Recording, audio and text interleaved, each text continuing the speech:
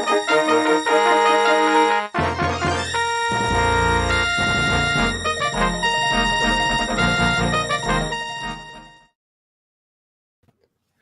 going on, everyone, and welcome to another episode of Carbonite Bounty BS. How's everyone doing this week?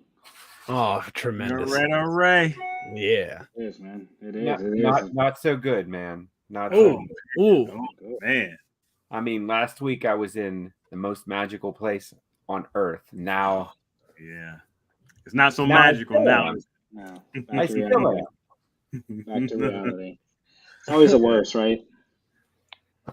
But yeah, I mean, an interesting week for me to say the least. You know, I'll save that for our other show. But yeah, DP, you got a lot of explaining to do, my friend. Ooh. You got a lot of explaining to do to me. DP, bro. why don't you explain how they can get in touch with us if they want to? Exactly. Yeah. Let's read that. Nerdcyclopedia.com, people. Make sure you're going on that website and getting all your favorite social media platforms where we are on Twitter, Facebook, Instagram, and also TikTok. Listen to us on podcasts. We are on iHeartRadio, TuneIn, Spotify, Apple Podcasts, Google Play, Stitcher, wherever you listen to your favorite podcast, we are there. If you're watching us on YouTube, thank you. Make sure that you're hitting that subscribe button, hitting that notification button, so anytime that we're on, you know that we're on. Make sure you also share our podcast and everything with all your friends and family. Also make sure that you guys are going to or email us at nerdcyclopedia.com where we get all your good feedback and stuff. And if you're on Facebook, join our Facebook group, Carbonite Bounty BS, the Star Wars group, where you see our favorite or your our different posts and stuff on Star Wars, Andor, this very good series that's out right now. And we're, chiming in and out on feedback and stuff. So there you go. No, man, that's a great segue into this episode. I mean, oh. Yeah. Shameless plug. My Kickstarter is out right now. The Theme of Thieves issue 3. If you like a good comic book mystery series, time traveling. All right. That's a mixture of like Lost, The Wire, and also Quantum Leap. Make sure you are checking my Kickstarter out. Go to kickstarter.com/ the Theme of Thieves. I'm right there. Or just go to themeofthieves.com. My link is right there. And make sure that you are, contributing to the campaign. We are 56% over to goal. So we still got about 23 days left on the campaign. So still time to contribute. And if you guys have any questions, the link is on the bottom of the site. So themeofthieves.com, www.themeofthieves.com, everybody. So please go support his Kickstarter as well. Better fix that. It's got a comment and everything, but we're not going to, it's still a good. No. Oh no, I've embarrassed myself on the internet. How will I ever? No. And the fact that I was so nervous that I had messed that up, and I was like, it looks right. Oh, and man. then boom! All right, there it is. Oh, there. Now, It's What the heck was that, guys? live TV. It's all right. But no, guys, before we get started about my distaste for certain other Marvel projects or Disney projects, I feel so shocked already. You shouldn't be shocked. I mean, I told you it was going to happen, but no. On a serious note, we kind of just just talk about something else. I feel like I've lost control of this show. You might have a little bit. Oh no! My hands are off the wheel, everybody. Wait till you get to my review, then you'll have lost control. No, but no. Keeping this.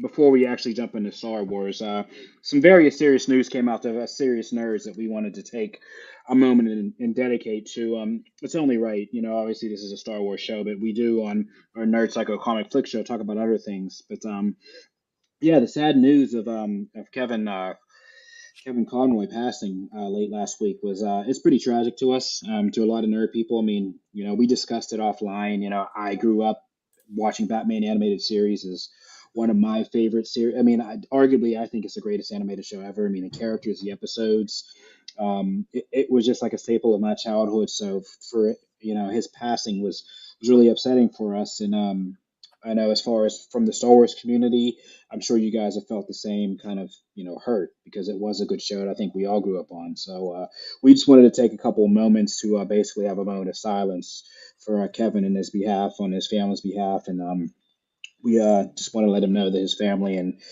him wherever he is in our prayers and in our thoughts as well. So we just want to take a moment of silence for everybody and for Kevin.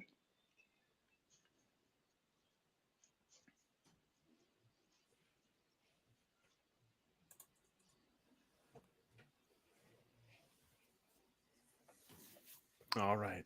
All right, guys, and yeah, I appreciate that as always. It was just like I said, it was something crazy. With the it came at a weird time. And obviously, the hype of the Black Panther and everybody was talking about that. So the discussion heats up, and it kind of was like, we didn't want that to be lost in translation for people who didn't see it or didn't know. So appreciate everybody getting on board with that. But yeah, guys, to pick the tempo back up and to raise the stakes a little bit. I mean, let's talk about raising the stakes. I mean, where do we go from here?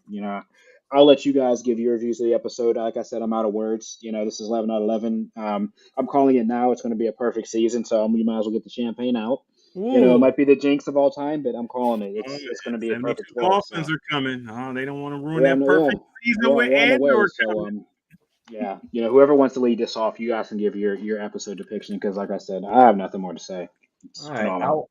I'll lead off. So, great episode. As soon as I saw what the title was, I knew the what was going to happen. So I knew mom was sick, was adopted. Mom was sick, and I knew there had to be some connection between her and the daughter of Ferrex. So I sort of already knew what was going to happen when I opened up this episode, but I really liked the way it was done from the droid's perspective. So the droid was the one that was really, B was like beside himself. I mean, he was about as distressed and distraught as a droid I've ever seen in any of these Star Wars films. Droids are sad, droids lose their masters. Here was one that didn't know whether he should stay or go. He wanted to go with, his friend. He wanted to stay with Marva, but he knew that wasn't possible. I mean, I really felt bad for him. There was that point, and I knew the ISB was going to use this to draw Andor out. We still have to see if that's going to be the case, but I liked the way that developed. I liked more development with Mon Mothma and like more of her trial, and really like she's stuck. She's stuck literally between an empire and a hard place. I mean, there's really no place for her to move except to break out, to get out on her own. So I see how she's going to eventually become leader of this entire alliance, as opposed to a rebellion, because she's more of a, she's a leader. So she's going to be part of an alliance. Yeah. Thank you. Best scene. And I like that it was our opening credit scene. Best scene, new weapon, folks. Put a lightsaber on a starship. What a great idea. And I got to give Luthen, he is by far my star of this show, this episode. The way he tactfully, single-handedly took on granted, small Imperial Star Destroyer, but took it on, broke out of their tractor beam, took on a wing of TIE fighters and a bomber, and had Kylo Ren's lightsaber installed on his ship. And I mean, I was like, wait, I found that scene a couple times. Am I really seeing this? And T. Mitch, this guy collects kyber crystals, so he can do whatever he wants with them. He can put him. He puts them in his cane. He can hand them out as trophies, as little favors to get people to do his bidding. You can install him on his starship. Wow, what a great idea. Anyway, what a great episode. I loved every second of it. What about you, Hitch? Yeah, for me, do you guys know what a reprise is? I might even be saying that word wrong. In a musical, it's when you hear, like, right before the finale, there's usually a scene where they recap where everybody is, and you hear all the songs that you've heard before in the play, and they all kind of run together in a medley. That's what this episode is. And when we see how all of the plot you know, little the little plot snippets, right? These little arcs, sorry, story arcs. Man, I've had a hard time with that one. These little story arcs all linked together at the nexus point of Marva's funeral, and everything is like stampeding to a head right there, where everybody seems to be heading right to her funeral. And this episode is, you know, getting everybody into a place for why are they coming to this funeral? Why are they watching the funeral? How do they all know about what's going on? And it makes what's about to happen, which is, you know, Lord knows what kind of shootout the OK Corral there's going to be on Ferrex here. Everybody has a itchy trigger finger and everybody's going to the same place. And, you know, Andor going to feel like he has nothing to lose, as we see from the end, you know, the finale here. Somebody's got to survive, but, you know, they separated, right? Double the chances. Awesome episode that pays off a lot of really, you know, it pays a lot of foreshadowing from early in the series off. I do like this droid character a lot. I sort of hope this is, you know, that Alan Tudyk droid, like the brain, you know what I mean? We've seen how you can move a brain from one droid to another, kind of, as we saw, you know, in the Solo. So I really like this episode a lot. Is this one the only one that's slightly less? I was thinking that this episode was maybe a 9 out of 10, and then goodness gracious, and then say it. Team Mitch is just like independent thought, no. Right. But for me, it was a 9 out of 10 or so, and then Luthen dropped the hammer, literally kind of tractor beam. I always thought would be the way to beat that, right? Just throw a bunch of bombs at him, just suck him right in and blow up. So that's really cool. So Ken, you really liked the shipside Darth Maul effect lightsaber, and to me, I preferred the you know, the like the gravity well bomb sort of thing that Luthen was going on, using the acceleration of the tractor beam against the Imperials. So to me, that elevated the episode significantly. A really awesome, really good looking space battle, which you really want to see from Star Wars. And now we're all primed and ready to see what happens, you know, on Ferrex next week. I'm super excited. Yeah, I'm not gonna say I'm sort of with you there, Steel City, but it's a 11 out of 11 for me and everything. But I think I see where you're coming from. The episode started off a little slow, and I'm sitting here thinking, okay, is this going to be the one where it falters a little bit? You know, because things aren't happening like, you know, it's fast enough. We just came off the big prison thing, you know, and then we're coming down from that. You know, how are they going to ramp up or outdo that? This episode didn't necessarily have to outdo the prison stuff, because it's basically setting everything up for like the finale and stuff. It still brought, you know, still kept that intensity up, with like, you know, them still not being, even though they got out of prison, they still gotta, you know, get to where they're going. So they're hanging off the side of a mountain. You know what I'm saying? That's intense. You know, they're trying to steal a ship, you know, to escape. You know, that's still intense. Trying to steal hide from like the Empire. That's all that still keeps up the intensity and everything.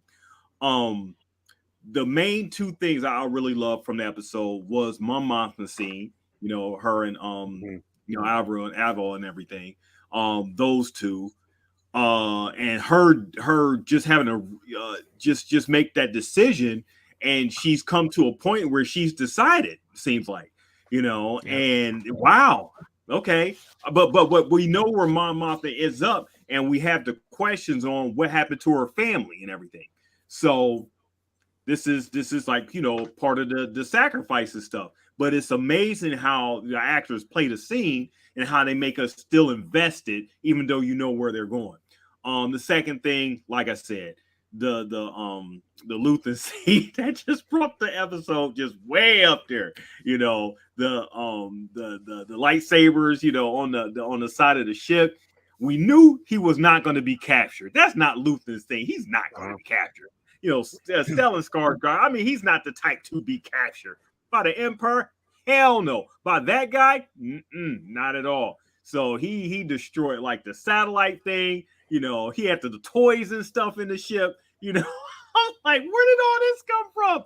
Oh my goodness. Yes, that like Steel City said, That brought the episode back up to where it needed to be. So by the time we end off the episode and everything, we're ready for like the finale. It's another 11. It's 11 out of 11. So it's interesting because Luthen, like I've never heard of him before this series. So where did this guy come from? That's not his name. That's not his name. What's his name? He's a Jedi. He's some Jedi. Yeah. I mean, I feel like this episode was trying to be very clear that he's somebody of importance, but who? So I don't know if you guys caught it or not, right? So this is like Jedi. This is like the ultimate thing that like got me in the episode, right? Did anybody not see the Temple Guard helmet? Where in his store? His shop? It was point of day. I'll bring it on the screen for you guys. Look. It's glare. Let me turn this down. It's so for you guys, it's 11 minutes. Upload a JPEG, dude. It won't let you. It won't let you do it. You can't screen capture on Disney Plus on a mobile device. It's crazy. I know. At least on the Apple. It's So explain. So there's a temple. It's the Temple Guard's helmet. Where the hell do you get that from? Like you don't find those like all this stuff he has. He's a collector though, but that's the thing. He's an opportunist. He's definitely an opportunist. He'd find an opportunity to get this thing and collect it. Even that conversation he was having, like this is. I know that was code, but I think this guy's legit. Like these artifacts he's getting. This is too like. It's too much of a. They're all Sith and Jedi relics. He has like, and he knows them. He has them in the back, right? He has holocrons. No collector knows what a holocron really is, right? I mean, this guy's pretty serious. So, but when I saw the Temple Guard helmet, I went crazy. I was like, "Yo, what?" Because it wasn't in previous episodes. I don't know if it's the Gilroys doing it or if Filoni's like kind of like Easter egging us and sprinkling stuff in. But if you notice, every time they go in the store, there's like a big kind of like cliffhanger that you look something like, else. What? Yeah, they always change. And when I saw that helmet, I'm like, why is a Temple Guard's helmet there? Because keep in mind, in canon at this point, they weren't even in it, right? Those Temple Guards weren't in the original canon. So we're sprinkling a little bit more of that Filoni verse into it. So that's what I liked most about the episode. It was subtle, right? I caught it and I had to rewind it. So does he derive like power from this?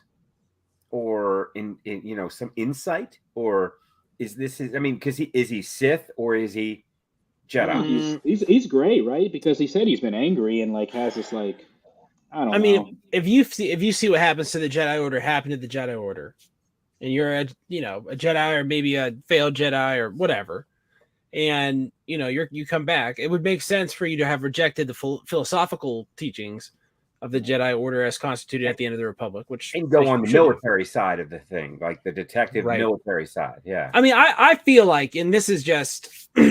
There's a big change in how Obi-Wan Kenobi acts toward Anakin Skywalker after he watches him kill those kids. And I just feel like that's information that once you get, like you can't unsee it. It's that plus ends justify the means now. And maybe correctly, right? Like I'm not here to judge that sort of thing, right? The way people react to those sorts of provocations. It's none of my business to make a moral judgment there, especially in a fictional universe where, frankly, the government has been. I don't know if you guys hear about this. The government has been subverted by the Lord of the Sith. Yeah. Ta-da! I don't know. Did you guys know this stuff? Oh, congratulations. You win. Oh, wow, he's figured out Star Wars. What? I'm worried about this Palpatine guy. I think he's not gonna. I think he's gonna want to cling on to power. Yeah, good for him. Yeah. More like power. All good narcissists, like all good narcissists do. Sheev. Oh, Sheev. The galaxy would be nothing without me. Sheev. Oh, DP, we haven't heard your token line. Which you know I hate the Empire, man. There we go. The Empire. Yeah. There we go. I mean, they're like the bane of my existence and stuff. But why? Why? Oh, tell me why. They're organized. They have cool uniforms. lots of technology. You love tech. You're a nerd. Way to sell me on the Empire. Hey, that's a. I will. Cool technology. As neat uniforms. Follow the rules. The genocide of sentient species. The Empire. Yeah, as long as you follow the rules. Okay, keep going. Follow the rules. You get on program. Do what you're supposed to do, and On And program. you'll get through it. You'll get through it. You want to be a stormtrooper? You want to be a stormtrooper? Cool. Here's a blaster. Here's a cool armor uniform. All kids look up to you. You want to fly? You want to join? You want to be in the Navy? You want to fly a ship? Come on. Yeah, The hey, you know, Empire. Leave the stormtroopers alone. leave your morals will at the door. incinerate your home. Leave your morals at the door. You know, Follow orders. Come on over to the dark side and do what you're supposed have to it your do. way. Follow orders. Like, And have some flavor in your food tonight on Sheev. You can hang with yeah. You can hang with Cyril. Yeah, Cyril. The Crete, bro. Cyril, the Crete. He's a Crete, man. This weirdo. He's the thing Okay, with Cyril let's talk about him. Let's go around the room. Let's talk about Cyril.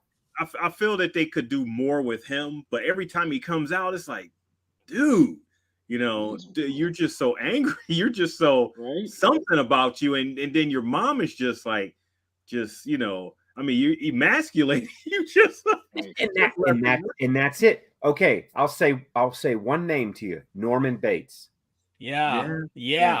Okay, that's good. So what happened to Norman after his mother demasculated him? He became his mother and became more powerful than his mother, and ran a business. Very successful hotel. Let's not forget, you don't want to take that away from Norman Bates. He was a really good hotelier. At the door. Just leave the fact that he's a killer, you know, serial at the door and everything. There are good aspects to him. Keep going, Ken. Yeah, well, no, I'm saying, and you're right. There are good aspects to Norman. He's helpful. He runs the hotel. He doesn't kill everybody. Just a few 1-star Yelp reviews in there. Just a few. But what does he always do? He always keeps his mother in his mind, and that's very important. Yeah. Yeah. Innkeeper is very courteous, 5 stars. Murdered me, 1 star. I don't think Norman stole credits from his mom. From his mommy. You have to say he put her in a freaking fruit cellar. Yeah, he didn't rob her though. At least he left the money there, right? He didn't rob her, but he did take the business from her. I mean, you know, is identity theft robbery though, Team Mitch? Can be. Well, he does have like an obsessive type personality, considering, you know, he was stalking you know, the Deidre. Yeah, Deidre and everything. Listen, but that obsession is such a like a meditation on the way like your mother influences you, you know what I mean? Maybe not all of us here, because none of us, of course, would be susceptible to these things. But this character, for instance, has this mother that's overbearing and mean and like demanding and just very cold to him ultimately, but helps him out anyway. And he has sought out exactly that in Deidre. Yep. Exactly that. And he is like obsessed with her approval in a way that he is like, he's almost like resigned himself that his mother will never approve of him no matter what he does ever. But Deidre, maybe she will, and she has to be tougher than his mom because she works for the IBS. ISP. Okay, I gotta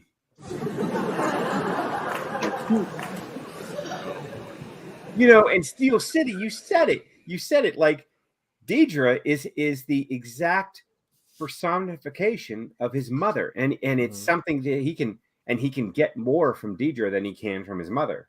But Deidre's going to treat him like his mother does. She is going to belittle him. She is going to chastise him. Yeah. And he needs that. That's his motivation. Yeah, just the way he likes it. That's the way he likes it. You know, bam, sad boy, and he likes to hurt. 50 Shades of Cyril right there, you know. So interesting character, and we haven't seen him explode yet. We haven't seen him truly grow to his. You know, what is he going to do? What's he going to do now? He knows that Andor is going to go to this funeral. I think he knows more than Deidre does at this point. He's got more information. So, I mean, I see this next episode, I see him like breaking out somewhere and like helping the ISB, like hands-on. I mean, something's going to get this guy into the Empire. He's going to get that sergeant killed. That's what's going to happen. That guy's going to get shot like right away. You know, because this is the type of show that has been like laying the groundwork of this guy getting like unceremoniously wiped off the face of the galaxy. You know what I mean? They're setting it up. That's a check. They haven't. I'm not saying they wrote it, but I am saying they've said they're gonna write it. Yeah, That's the way I see it. it's definitely there. Well, I mean, isn't he basically the main protagonist of Andor for his first season? I mean, why don't they just end him? I hope he smokes him personally. I mean, he's basically Anders the gonna main. smoke Cyril. You talking Yeah, about he's the main. Cyril? Yeah, he's the main protagonist for this whole kind of first arc. Yeah, I mean, well, yeah, since he's been obsessed with Andor, but I don't, like I said, I don't believe they've done enough with him. I mean, Right, really, the right. only people he's interacted with the whole season, for the most part, is his mom and Deidre. I mean, besides some of the stuff he did at the beginning, I mean, he hasn't really been, too many places. I mean, he's been with his mom like this whole season, ever since. But Those he has- weird little Captain Crunchberry things that look like Yeah. Aldron. It looks like somebody mixed up like a Trix and a Cocoa Puff, and I just don't think that's gonna. I just don't think that would be great. Well, with Personally. the But blue maybe I'm milk. wrong. Maybe I'm missing the boat on that. Yeah. Yeah. Didn't we see that blue milk with Yes, blue milk is famous. Yeah, okay, all right. It's in all that's right. in episode 4. So you're right. You are correct that is 100% a throw to that. And I think there's blue milk. There's somewhere else. It's somewhere else. Well, Luke- Grogu had it, Luke- in Yes. Mandalorian. That's right. Yeah. Well, Luke Oh, I was love drinking. Grogu. It came from the breasts of that whatever that was. Oh my god! yeah. Oh my Yeah. god! Here yeah. we What go. that was Episode Rise of 8. Skywalker. He's milking the That's thing. still canon. That's still canon. Yeah, Yeah, it was here we go. definitely a canon of some sort. But that blue milk has been through every prequel now. I mean, I think they drank.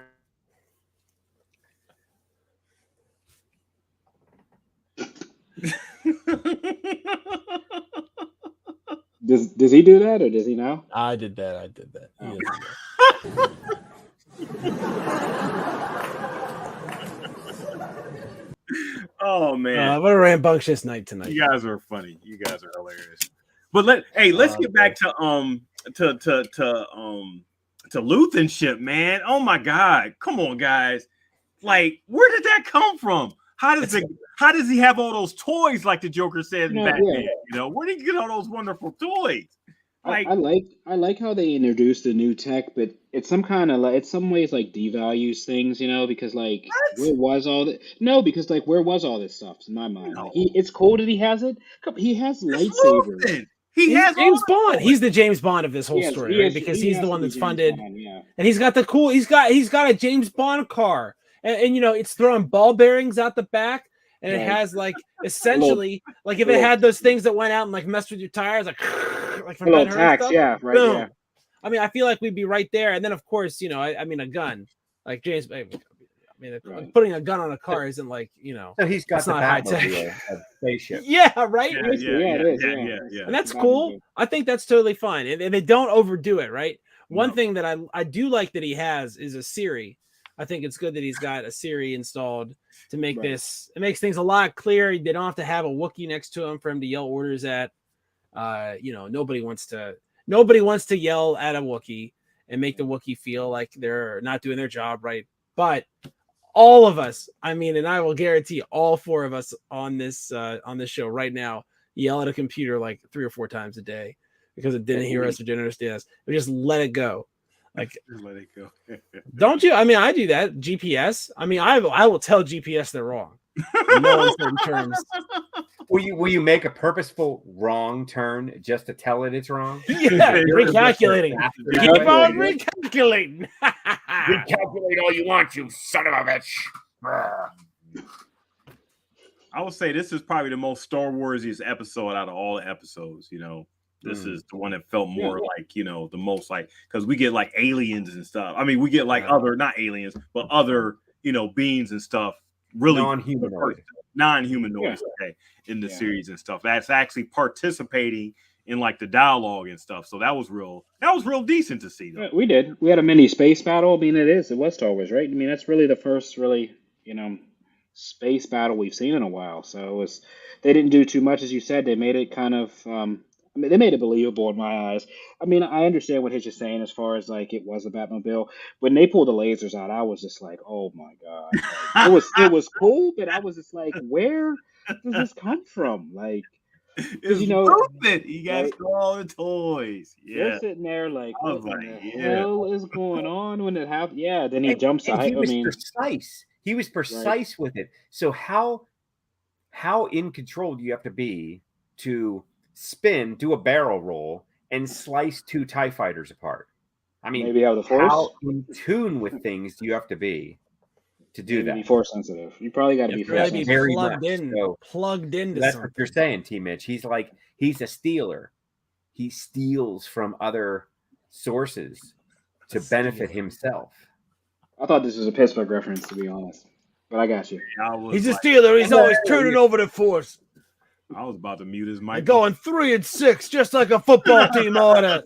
No. I didn't mean anything like that. I mean, he's so that's the wrong word. What's the right word? What's He's the a right thief? word? That's thief. Yeah, Okay, thief what word. if you're Scavenger. power? You steal power. You steal Yeah, the he's a ability. scavenger. So Okay. a scavenger. Okay, he's a force Yeah. scavenger. You know, So force maybe he's not Sith. Maybe he's not Jedi. Maybe he's just scavenger. he's Force a scavenger. thief. I love Hey. Luther. He has all of it, man. I mean, that's my guy right there. The way he gets out of situations, he's straight talking. They was about to let him go, but Right. the one guy was just like, there's something about that ship, and he's not acting right. Let's pull that tractor beam and get on and let's investigate this guy. Nope. Luthen is not getting caught. And you're like a cop, and you're like, all right, I'm gonna pull over this, I'm gonna pull over this hatchback, pull over this Prius, and all of a sudden, you know what I mean? The back half of it explodes, and your car stops. You're like, what? Why is that? What? I like Or it's you like- use the Prius. I like Yeah, that. Prius, or maybe a better one's one of those old wood panel station wagons. You know what I mean? Like you're like, oh wow, well, what's going on with this thing? It's weird. Why is it out here? Like it's in the middle of nowhere. You're like, pull over. I want to take a look at this. I just Then the kept back thinking, opens up and they shoot out all your tires and drive away. You'd be like, what the heck? right, Like, right, no way. right. I either the Batmobile. I just kept thinking about like Knight Rider, Michael Knight. Just Yeah. pressing. It really was Knight Rider or because he something talked like to that. it. Yeah. Just something to just get out the situation. Kit will not be caught. Countermeasures are ready, Michael. Fully charged. But Luthen, I mean, he has so much plot armor on him. this guy is not going down. He's not being captured. He is the thing that drives everyone. He's going at Saul Guerrero and stuff. Pulling the gun out just to make him listen and everything. And we know how ruthless Saw is and everything. So for him to back down and actually listen to Luthen has some armor around him. Okay, he's not going down anytime soon. In fact, I mean, if he ends up dying like next episode, I will be kind of sore and sad. No, he's going to be there till He's gonna however be many seasons they go. If they go 4 seasons, Luthen's there till the end. I really appreciated Forrest Whitaker in this episode. I think he brings so much depth to Saw, and seeing Saw like on his, because we watched all those cartoons, right? So we're He's not ventilated up and stuff. Yeah, on his journey to that, right? Like we know the end is like fake leg, ventilated. Like he's gonna have a bad day in his future, at least one. You know what I mean? We can just write that down because it's like Chekhov's ventilator, right? We know he's gonna end up on one, so something weird's got to happen to him. I love that scene. I think Forrest Whitaker just does such a great job. He really brings this A-list star quality to this story that gives it a lot of depth, right? And makes you feel like it's a movie size.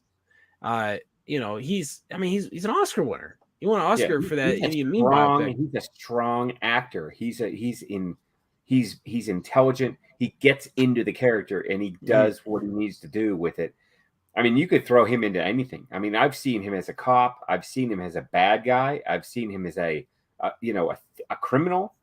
So in Saw, he's got all these abilities kind of built in. And like you said, this was the first episode we saw him. He was animated. He was still a regular guy. I mean, he didn't have any deficiencies. He had his armor on. No respirator. He had his legs. He was animated. He was like saying, you know what? I'm going to do what I need to do, but don't tell me what to do because I'm going to do what I want to do. I mean, he really stood up to Luthen, and I see how that relationship is pretty strong because you've got two alphas, but they recognize the power that each of them have, and they both need each other. Yeah, and Luthen knows how to play Saul too. You know, he knows how to get push his buttons and get where he needs to go. That's why Saul ended up, you know, okay, well, for the greater good, getting them to that air point. support, the air support. I really thought that.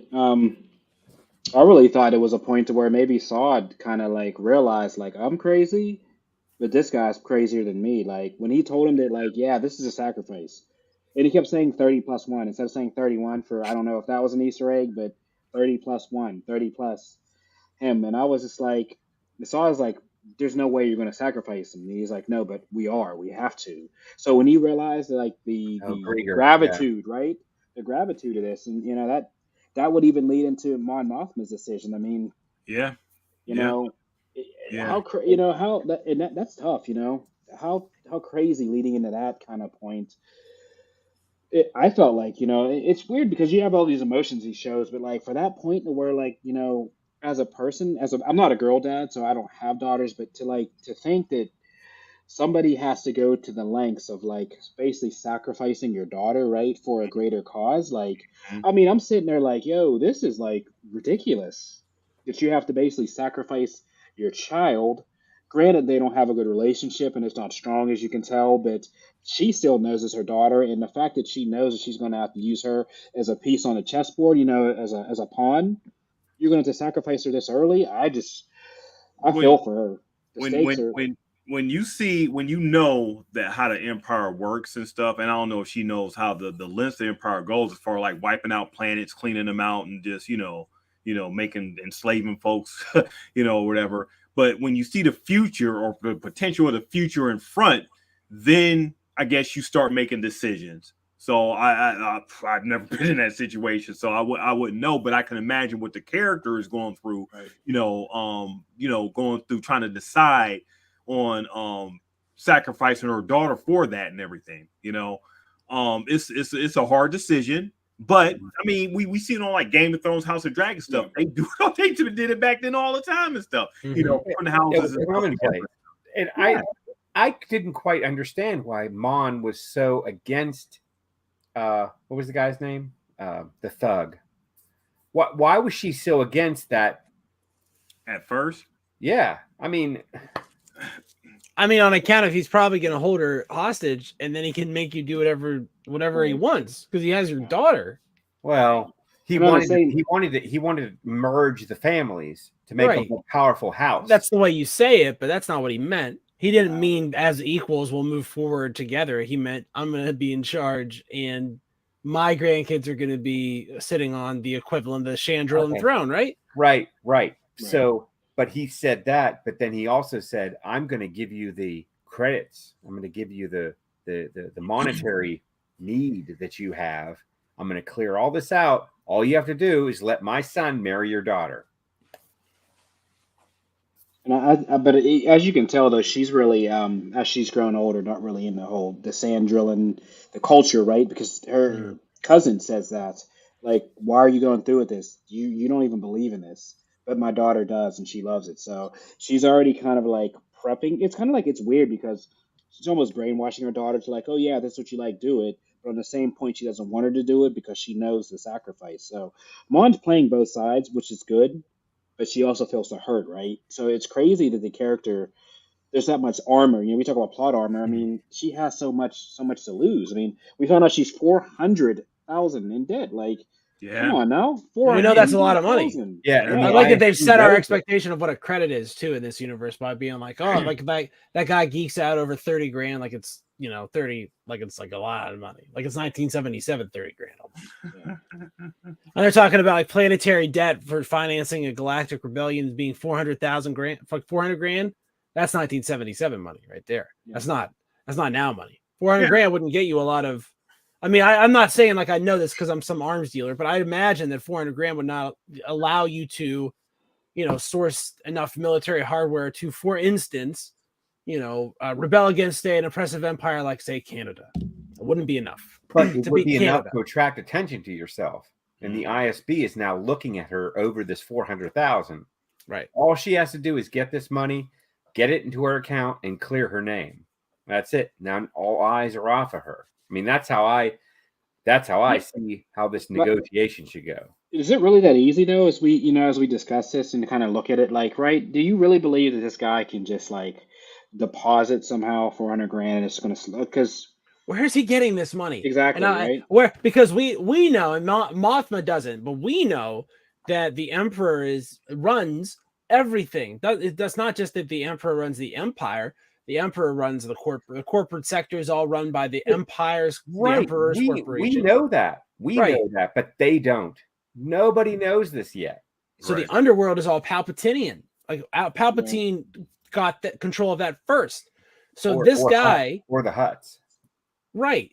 So this guy, right, is going to be financed by Palpatine, giving Palpatine's money to Mon Mothma, and then it's like, do you guys think Palpatine will find out? It's basically giving her a case of Mark Bills, right?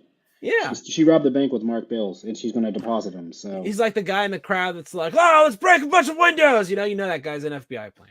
And everybody knows that. So don't do that when someone dreams to do violence. That's a plan for that's a plan. Yeah, don't do it. If somebody screams it, don't do it. Yeah, that's actually a pretty good rule, Ken. If someone screams at you to do something, you probably shouldn't do it. Yeah, you don't do it. Unless maybe stop or I don't know. Hold, put your hands behind your back. Right. On program. On program. I don't want to get on program. Okay. I think one thing I think that's interesting is Mothma's kid is sort of susceptible to traditionalism and like this parochial conservative, wanting ties to the past. I think it's common in these repressive regimes for if you're a kid, you grow up during those regimes, for those things to rub off on you and for you to become more interested in those those sorts of things like I think this is very clearly a parallel to a fundamentalist religion is what I think they are meaning to make the Chandrillan cultural whatever this is. You know what I'm saying? They're wanting to connect it to what it's like if you are a 15 out of 10 in a religion. You know what I mean? Not a mainstream practitioner, but someone who's like an ascetic who, lives in a monastery, for instance, right? Or something like that. Makes sense. Yeah. No, I mean, yeah, this definitely, as we discussed, was, I mean, it was a little shorter, but it's one of those things. I mean, and I kind of agree with Hitch. It was a 9 point. I mean, this is the closest. This is one of those like nail biters. This is one of those like 4th and goal 1 second, and they punch it in. I mean, it was a 9.5, and there were a couple things to keep it at that 10. But if anything, I mean, this was the one that was, you can say it was, not as sharp as the most. But I feel like it's only fair to judge these two together. Correct. Like you have to because they're a couplet. You know what I mean? This is all setting up the threads that will be resolved in the next one, and because it has less it's less satisfying because there's less resolution, which is just what this part of the story is. So I feel like it's as good as the episode before that episode can be, right? Right, exactly. I'll give you the 0.5% right now. Oh, okay. Cassian, what is the one thing that we remember him doing as he ends his life that we got in this episode? On the beach? Yes. Yeah. The man has I was thinking, yeah. He has a tendency to find peace in looking off into a sunset over a beach.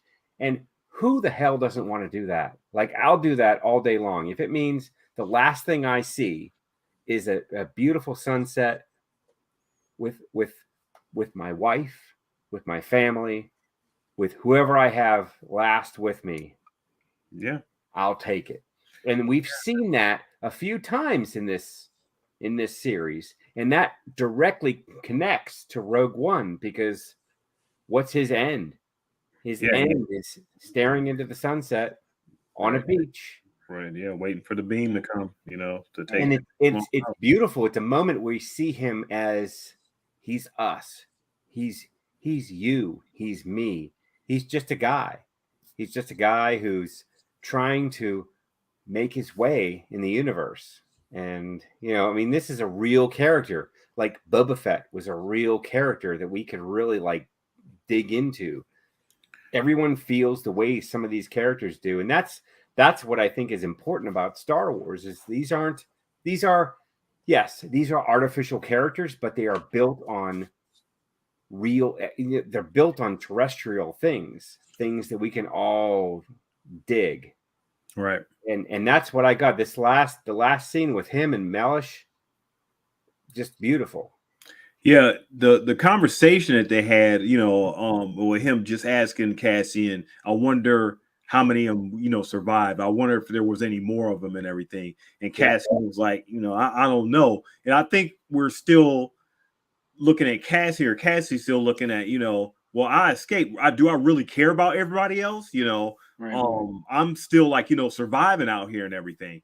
But Mellish is just, you know, putting it into him. We got to let people know about stuff that was happening there. You know, we have to. This is our duty. Spread the word. Spread the rebellion. Yeah, this you knew, you seen everything there. You got to experience all that stuff. You know, you was taken, you know, basically because you did nothing, you know, and made us into like a slave and everything. We got to tell people, we got to inform people on everything that's going back there and stuff. And I think Cassian really makes his turn right there on, okay, now I actually have a purpose, you know. So now we're about to see whatever's going to happen in this next episode is going to really put Cassian in that rebellion way to where we end up seeing him in Rogue One. Right. I mean, I certainly wouldn't want to be one of his buddies on Ferrix. That's for sure. I mean, goodness gracious, we know that he's like this, you know, give me liberty or give me death revolutionary who's willing to shed any sorts of blood, you know what I mean, for his own preservation in the name of the cause, right? And also willing to sacrifice himself in the name of the cause, which of course he does. We know that that's the end. So that's the changeover that's happening here. Is he's willing to risk himself for himself. And what an awesome scene when he goes back into that hotel room to get his hidden money that's still there. Right. like Yeah. So awesome. Like you see, he doesn't even know who those people are sleeping in the bed, and they don't. He just gets his doesn't stuff. bother nobody. He just doesn't wake him up, gets out of there. Right. Which I feel like would be really hard to do After sneaking in my hotel room. Yeah. How long was he in the prison? Like a year? 6 months or so, or a year, maybe 6 months. Something. Oh yeah. Okay. All right. So We could figure it out if we looked. I mean, I think that because they flashed the number of days he has left a couple times, but I don't really. It's like 6 months. It's all in binary. Who knows? Yeah, I don't want to learn a new language. Like, I'm not some Star Trek fan. You know what I mean? I'm not some Lord of the Rings fan. I didn't do this to learn a language. Speaking of which, one exception, Ken. What did Chewbacca Memorial Society? Anyway, what did y'all think of the non-human? The human, Narkian? Yeah. So are they? I mean, are they canon? Like, you know, have we seen them before? I haven't. No. Okay. No. I like their little traps. Yeah, I like their traps. Those are pretty traps. cool. Their traps. Yeah, that's not going to work. Yeah, we'll help you anyway. And then during the whole dialogue, they're like, "Oh, we could give them to the Empire. Yeah, dead or alive doesn't matter." And then the guy's like, "Wait a minute, they didn't have anything to do with our problem, so let them go." Like, they went through an entire like cycle of like morals right there. Right, first they wanted to turn them into the Empire for money, and then they were like, "Let them go. Who cares? They had nothing to do with our problems. They let them go." Yeah. Just in that like 5-minute scene. Hey, gotta advance that plot somehow. Our heroes cannot get caught again. They just let them go. They gone. Yeah, I mean, okay. Not to say, I guess this is like the most Star Wars episode. And while the story and character development have been so tight throughout these episodes, I think the way they advance stuff in this episode has been very Star Wars, Star Warians or whatever, what you want to call it. By that little 5 minutes you said there, like what? When we've been used to getting more detail, more intricacies, like in our story development and character development.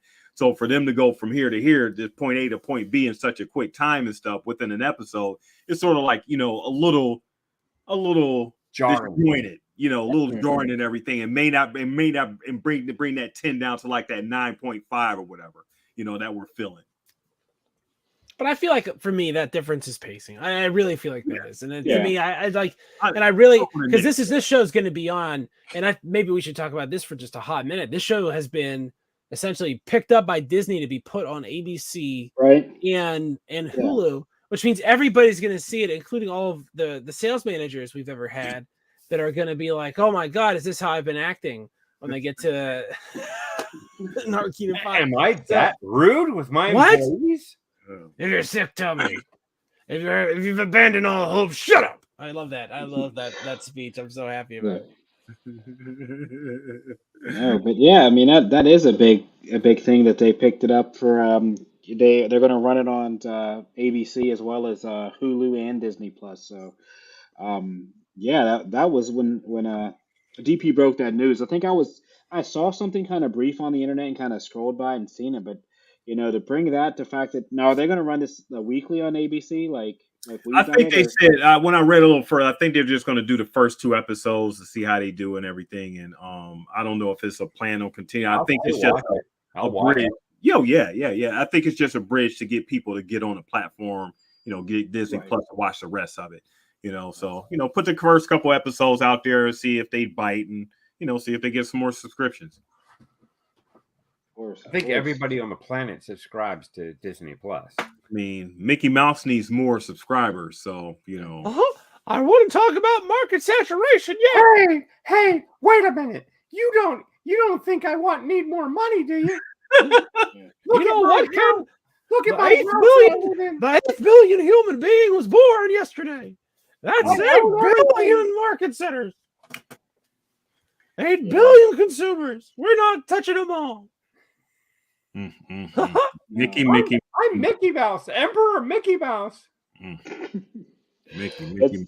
It's crazy. It's kind of like bittersweet, right? This is next week. We're leading into a U.S. holiday, so Thanksgiving for us. But like, I just never thought this show would be this this powerful, and it's like. It's kind of bittersweet because it's the end, right? It's just like, man. Oh yeah, you don't want it to end. It's like, oh man, it is. It's like kind of deflating a little bit. Like we got season 2 coming out next year. But right now, it's like season 2 is probably like a couple years off now. We hope it's next year. I doubt it'll happen not next year. It's definitely not going to be. Listen, there's going to be other stuff, and I think, and this I know I've mentioned this that the stakes are a lot lower per thing, like per Star Wars property now, because if it's like, let's say, and none of us think this will happen, but let's say we go to next episode and they're like, oh wait a minute, they had Andor on this planet, and they all just go to the planet and they're all waiting in the lobby while the guy like tap dances and pretends like there wasn't a prison break or whatever, right? Like that, and that's it for the whole thing. And then at the end they find out, they shoot the guy, and that's it, the whole season's over, right? We would be like, wow, that's terrible. We'd hate it. Even if that happens, like, what are we getting? We're getting Bad Batch in 2 months? Yeah. What do we care? Yeah. I mean, we're going to be all off on something else soon, so it'll be great. We have we have Accolade starting. I mean, they're doing some reading and whatnot, so that should be sometime next year. We forgot about Ahsoka. I mean, there's a lot of stuff coming. So Mandalorian season. Right. Yeah. So there's a lot. It's just what it is. I mean, and we talk about it. We've talked about it on the Marvel end. Like, geez, and the stakes were so high on this. Like, it's almost like, where do you go from here? It's one of those things. They've done so well with this show, far beyond what I would ever think. To be honest, I never imagined this based on what we've seen. Because there's never been a letdown. There's if anything, and like as we said, this is really a 2-parter to a finale. There's really never been like a misstep with this series. Never. it's hard to really rate something like this because we've never seen something like this, you know. Well, I mean, we love it, here on Yeah. Carbonate Bounty BS Nerd Encyclopedia, but it's not universally loved. It's still some Star Wars fans out there that says it's a slow burn. It's just it's not enough lightsaber action or whatever. It's not their Star Wars and stuff. Yeah. Um, We tried that so for 9 movies and it didn't work. This is like a, it's not like a James Bond movie per se, although there are a lot of there's the gadgety piece, but it's a lot like an Ian Fleming novel. Did you guys ever read like one of those books from like the 60s or whatever? Like they're a lot grittier and there's a lot more like What? One summer, I worked at an ice plant, and some of our listenership may understand this, but there would be times when you'd have some time to let the ice stack up because you were making bigger bags. And I read all of like Diamonds Are Forever by Ian Fleming, and I was struck by how much more like realistic and gritty that James Bond was. Right, a lot less moonshots and a lot more like when they like kick the shit out of James Bond, they wore soccer cleats. Like that's the type of detail that he would put into that. You know what I mean? I really feel like Andor is Star Wars' answer to an Ian Fleming novel, where you have this protagonist who is not, some Mary Sue. You have this protagonist who's not, no supernatural powers whatsoever, except, the ability to see bullshit. Like he knows on their he's very adept at that. Right. And I just think that's really a real big change of pace because, quite frankly, Anakin Skywalker's a Mary Sue. I mean, for sure, because he's just some super powered, monster who can go through anything. And, in some ways, I could see why you would say Rey is also that, but no more so than Anakin, in my opinion. No more so than Anakin. Anakin takes damage at least. At least. Well, they gave Rey back. Rey had an E-tank in the form of Kylo Ren. City, I want you to go out and get a copy of Moonraker. I want you to read that. And then come back and then say, oh, yeah, I'm going to read a James Bond book, and that's going to be just like Star Wars. It's going to be so cool. I'm going to go on the internet and say, oh, James Bond is so cool because I read a book. Hey, that's why we do libraries here at the Carbonate Bounty BS, people. Support your public library for the love of God, because not everybody loves literature. I hate some literature. of us do. I told you I read that book while I was working at an ice plant, man. It's not like that was not some frou-frou job, as again a vast percentage of our listenership can attest to. Oh, because our they all worked in an ice plant. Yes, they are familiar with the ice plant reference. That's literally true. I will tell you that these ice plant references are playing big with our crowd. Okay, all right. Don't cool me out. Don't chill. Don't put the chill on me, yo. Just he was working with Dr. Freeze, Mr. Freeze. That's a pretty good job. But that room was slow. Well, if you drop 500 pounds of ice and you're making 50-pound bags, you only make 10 bags. You gotta wait for more ice, so you have plenty of time if you're good. Which, not to toot my own horn, I became competent enough to handle that. So it just didn't take a long time. So I read a lot, and I read this book. I read a Star Trek novelization, and I read the novelization of Rocky 2 for some reason. All that summer. So whatever. Nice. While I was taking ice that was coming out of the 20-ton ice machine and dumping it into 50-pound bags, then double tying it with a time machine. With your toes, right? No. Man. This guy here doesn't understand the ice business at all. He doesn't, but no, guys, I mean, another fun way to end the episode, right? Another impromptu of what it's like to work in an ice plant. There we are, right? With our humor, we love the soundboards. We actually have to load up more We need to load up more sounds on the I'll soundboard. leave that to Scott. No. I feel like this. I feel like splitting the power here is important. I just don't. I'm not the type of person that I feel like should be trusted with that was, absolute power. that was Definitely there to Palpatine. motivate you, buddy. I'm We fine definitely with. want to be Listen, Palpatine. I dish it out. I can 100% take it. It's fine. No, But I'm gonna think about this all week. we should. But I mean, yeah, well, guys. Speaking of, we have as we alluded to, we have one more week of this. So next week we'll be back, I guess, for our holiday special, right? The finale of Andor season one. And then, as always, we'll have stuff for you. We are going to do an official review the following week, or we might even do another. Yeah, it'll be hard to do both, so we'll probably do Tales of Jedi, then come back, let it simmer down for maybe some of these newer viewers who haven't watched it, because a lot of people may be binging it over the holiday period who haven't seen it. So we'll probably come back, do Tales of Jedi, then do an overall recap of what we thought of Andor season one, and by then, that'll be that fourth quarter. Hopefully, we'll have some news as far as what we have outside of Bad Batch coming out. So exciting times as always, guys. A lot of things we have planned. We still have a couple of reviews to do on our other channel. So as everybody said, please subscribe to all our platforms, follow our Facebook groups. But until next week, guys, this is Away. This is the This way. is the way. Oh, stealing off target.